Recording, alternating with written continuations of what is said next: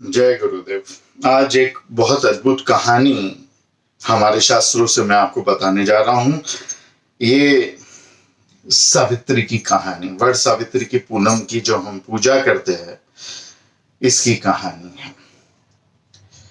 तो बात ऐसी हुई कि सावित्री के पिता जो थे वो मध्य प्रदेश के राजा थे। वो एक दिन नारद के साथ बैठकर भागवत की चर्चा कर रहे थे और तभी अचानक सावित्री उनके पास आई। सावित्री ने कहा, पिताजी आपने मुझे एक बहुत ही अच्छी तक दी है, एक बहुत ही अच्छी परवानगी दी है। मैंने जब आपसे मांगा तब आपने कहा है कि मैं अपना खुद का पति चुन सकती हूँ। मैंने अपना पति चुन लिया है। पिता ने कहा, ये तो खुशी की बात है, बताओ कौन है वो। कहा, एक राजा की पुत्र है, पर वो राजा अभी राजा नहीं रहे, वो अंधे हो गए थे और उनके जो पड़ोसी है उन्होंने उन पे आक्रमण कर दिया और उनको जंगल में जाके रहना पड़ा है। उनके बेटे के साथ मुझे विवाह करना है। उनके बेटे का नाम है सत्यवान। तो कहा, कोई बात नहीं बेटा, अगर उनका राज खो गया है तो हिंदुस्तान में सबसे बड़ा राज्य हमारा है और तुम हमारी अकेली बेटी हो। उनके बेटे हमारे राज्य पे राज कर सकते हैं। मैं सिर्फ सलाह कर लूं नारद मुनि से जो यहाँ पे बैठे हैं। कहा, नारद मुनि आप बताइए सत्यवान कैसा लड़का है। नारद मुनि ने कहा, बहुत अच्छा लड़का है, इसके जैसा बेटा प्राप्त करना भाग्य की बात है। बहुत ही ज्यादा जो है वो धार्मिक भी है और कौशल भी है और बहुत ही जल्दी अपने राज्य को प्राप्त कर सकता है, पर प्राप्त नहीं कर पाएगा। राजा ने कहा, ऐसा क्यों नहीं, आप कह रहे हो कि प्राप्त नहीं कर पाएगा। नारद मुनि ने कहा, इसकी बहुत बड़ी जो है वजह है कि ये जो लड़का है 1 वर्ष में मर जाएगा। इसकी आयु बहुत कम है।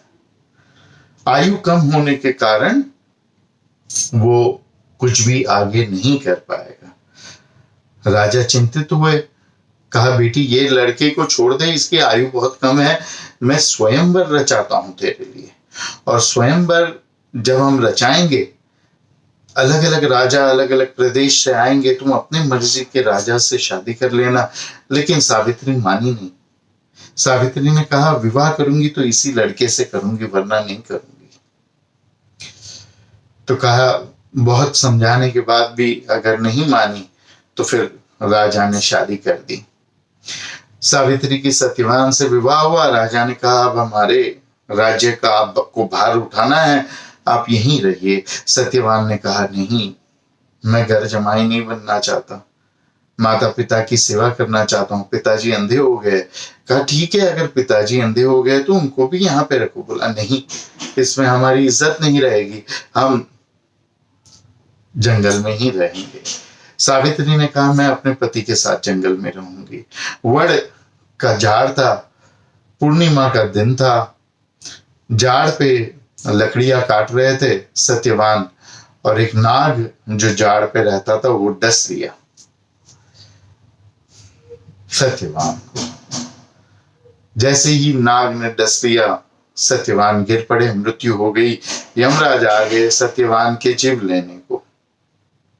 सावित्री ने यह सब देखा। सावित्री सत्यवान के पीछे, यमराज के पीछे पीछे चलने लगी। यमराज ने देखा, बोला, ये पागल लड़की तू क्या कर रही है, मेरे पीछे क्यों चल रही है। जा अपने पति की लाश पड़ी है, उसका अंतिम संस्कार कर। तेरा ससुर भी अंधा है, वो भी नहीं कर पाएगा। कहा, वो तो पंच महाभूत से बना हुआ शरीर है, पंच महाभूत उसको वापस, पंच महाभूत को वो प्राप्त हो जाएगा। उस शरीर की मुझे चिंता नहीं, मेरा पति तो आपके पास है। उसकी लाश की मुझे चिंता नहीं, मेरे पति की लाश से मेरा विवाह नहीं हुआ है, मेरे पति से हुआ है। वो पति आपके पास है, मैं आपके पीछे ही आऊंगी। मेरे पति जहां वहां मैं छोड़ूंगी नहीं आपको। कहा, एक कान पर एक वरदान ले ले और भाग यहां से।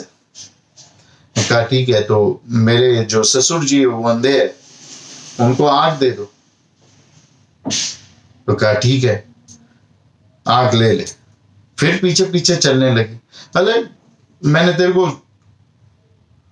वरदान दे दिया, अब तू जा। कहा उनकी आंखें, क्या फायदा आंख का, उनका राज्य छिन गया क्योंकि उनकी आंखें नहीं थी, तो उनका राज्य उनको वापस दे दो। ठीक है, ये वरदान दे देता हूं, फिर पीछे मत आना। आंखें दे दी, राज्य दे दिया, फिर पीछे आने लगी।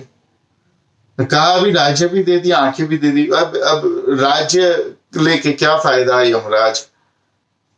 तो कहा ऐसे तो तू बहुत ही सिद्धांत की बात करती है, ज्ञान की बात करती है, मोक्ष की बात करती है, कहती है शरीर पंचभूत से बना है, पंचभूत में जाएगा, आत्मा की बात करती है, लेकिन राज्य मांग रही है, आंख मांग रही है,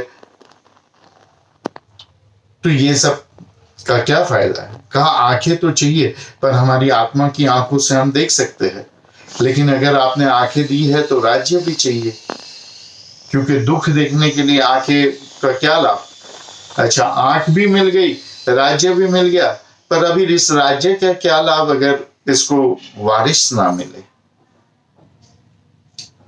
तो वारिस के लिए क्या करेगी। तो मुझे आप वरदान दो ना। और वारिस से क्या फर्क पड़ता है, तू तेरे पिता की अकेली बेटी थी ना, तो बेटी और बेटे में क्या फर्क है। तू है ना उनकी बेटी, तू उनकी वारिस है, तू उनके राज्य को संभाल।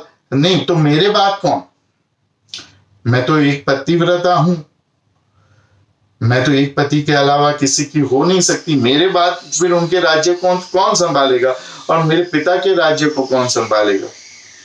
तो आप मुझे वरदान दीजिए ना कि मैं 100 पुत्रों की माता बनूं, 100 बच्चों की माता बनूं।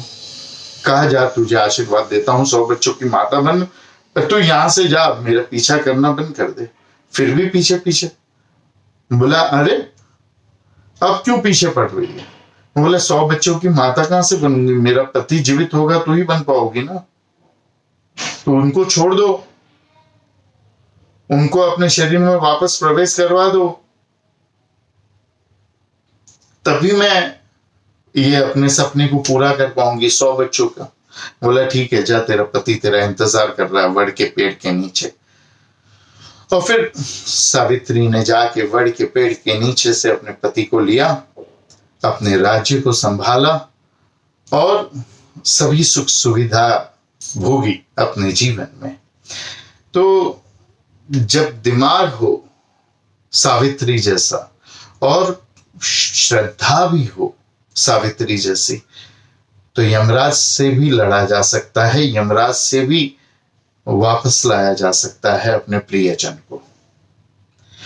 वड़ के बहुत फायदे हैं, और वड़ सावित्री पूनम के दिन तो अद्भुत लाभ है वड़ के पेड़ के। इसके बारे में कभी हमने बात की है, पहले ही, एक दिन पहले ही हमने बात की है, और आगे और भी इसके बारे में चर्चा हम करेंगे और आपको बताएंगे कि क्या और ज्यादा लाभ हम वड़ के पेड़ से उठा सकते हैं। लेकिन उसके लिए आप हमें एक मैसेज या एक ईमेल या एक व्हाट्सएप मैसेज ग्रुप पे या यहाँ पे आप भेज सकते हैं कि हमको पता चले कि आपको ये पसंद आ रही है टॉपिक, तभी हम इसके ऊपर ज्यादा बात करेंगे। तो कृपा करके सभी को हमारे चैनल से जोड़े और सभी के लाभ के लिए ये कथा सभी से साझा करें। हरिओम तत्सत।